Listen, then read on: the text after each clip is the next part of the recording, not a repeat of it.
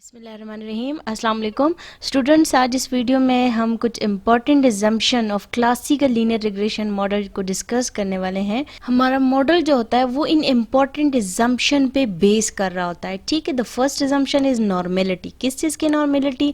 जिसे हम error term कहते हैं या डिस्टर्बेंस टर्म जिसे हम कहते हैं, जो हमारी लीनियर रिग्रेशन मॉडल में जो हमारा ये एरर टर्म जो होता है, एक्चुअली इसकी नॉर्मेलिटी जो होती है ये हमारी सबसे पहली एजम्पशन होती है कि आपका जो एरर टर्म है, आपका जो डिस्टर्बेंस टर्म है, वो मस्ट नॉर्मली डिस्ट्रीब्यूट करना चाहिए। ठीक है, द सेकंड एजम्पशन इज कि जो एरर टर्म का मीन है वो आपके पास इक्वल्स टू ज़ीरो आता है, यानी the mean value of the error term is zero. Second is the variance of the error term is constant. किसी भी देखें यू आई का मतलब कि आपके पास वो एरर टर्म की कोई भी वैल्यू हो सकती है। सबसे पहले क्या है कि उसकी हर एक वैल्यू नॉर्मली डिस्ट्रीब्यूट कर रहा है। ठीक है, एरर टर्म आपके पास नॉर्मली डिस्ट्रीब्यूशन से बिलोंग कर रहा है और एरर टर्म की हर एक वैल्यू का मीन जो है वो ज़ीरो है, उसका वेरिएंस कांस्टेंट है। वो कांस्टेंट जो हर एक, यानी आपके पास इसका वेरिएंस जो है वो सिग्मा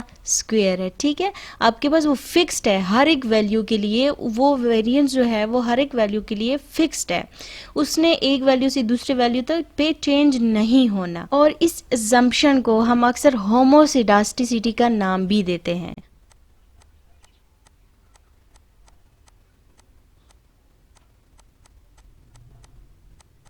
होमोसिडास्टिसिटी, ये असम्पशन हमारे पास क्या कहलाती है? होमोसिडास्टिसिटी। होमो मीन सेम और सिडास्टिसिटी मीन्स वेरिएंस। सो जो वेरिएंसेस है, यानी हर एक वेरिएंस डिस्टर्बेंस टर्म का वेरिएंस जो है वो सेम है हर एक वैल्यू के लिए। ठीक है, और अगर ये जो असम्पशन है ये आपके पास वायलेट कर जाती है तो उसे फिर हम हेट्रोसिडास्टिसिटी का नाम दे देते हैं, जो कि हमारे पास एक प्रॉब्लम है लीनियर रिग्रेशन मॉडल में। ठीक है, उन प्रॉब्लम्स को हम अलग से डिटेल के साथ डिस्कस करेंगे, लेकिन उनसे पहले हम ये असम्पशन जो है ये इनको डिस्कस कर लेते हैं, ताकि उन प्रॉब्लम्स को जब हम डिस्कस करें तो आपके माइंड में ये असम्पशंस हो। ठीक है, तो the next assumption is U I and U J. ये यू जे है। ठीक है, यानी अगर U actually the error term, ठीक है, एरर टर्म की टू डिफरेंट वैल्यूज है, एक को हमने यू आई और एक को हमने यू जे से रिप्रेजेंट किया। अगर ये दो डिफरेंट वैल्यूज है तो ये दोनों आपस में क्या है? इंडिपेंडेंट है, यानी इनका जो हमारे पास covariance of U I and U J जो है वो ज़ीरो आना चाहिए, या कोरिलेशन बिटवीन दीज टू क्या होना चाहिए? वो ज़ीरो होना चाहिए।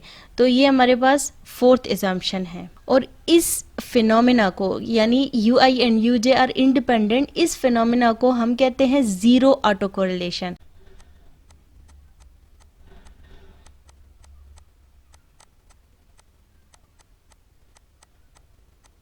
ये एजम्पशन आपके पास इसका क्या नाम है? इसको हम ज़ीरो ऑटो कोरिलेशन कहते हैं, यानी आपके पास जो डिस्टर्बेंस टर्म है वो आपस में इंडिपेंडेंट। और फिफ्थ में हम कहते हैं कि जो एक्सप्लेनेटरी वेरिएबल है वो और डिस्टर्बेंस टर्म वो आपस में क्या है? इंडिपेंडेंट है, यानी उनका मीन आपस में आपको ज़ीरो रिजल्ट देगा। ठीक है, एक्सप्लेनेटरी वेरिएबल और डिस्टर्बेंस टर्म जो है वो अनकोरिलेटेड है, और इस फिनोमिना को हम नाम देते हैं इंडोजिनिटी।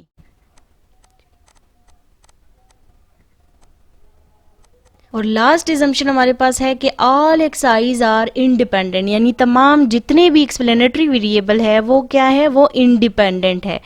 और इस एजम्पशन को हम क्या नाम देते हैं? ज़ीरो मल्टीकोलिनियरिटी, या हम कहते हैं नो मल्टीकोलिनियरिटी। ठीक है, तो ये सिंपल आपके पास 5 एजम्पशन है। The first one is normality, second आपके पास के एरर टर्म का मीन ज़ीरो होना चाहिए, थर्ड आपके पास के होमोसिडास्टिसिटी होनी चाहिए, फोर्थ वन में हम कहते हैं ज़ीरो ऑटो कोरिलेशन होना चाहिए, फिफ्थ वन में हम कहते हैं इंडोजेनिटी होनी चाहिए, सिक्स्थ में हम कहते हैं नो मल्टीकोलिनियरिटी, यानी कोई कोलिनियरिटी नहीं होनी चाहिए between explanatory variables. So these are the 6 important assumptions of classical linear regression model. ये तमाम जो है हमारा मॉडल जो होता है उन तमाम assumption पे डिपेंड करता है।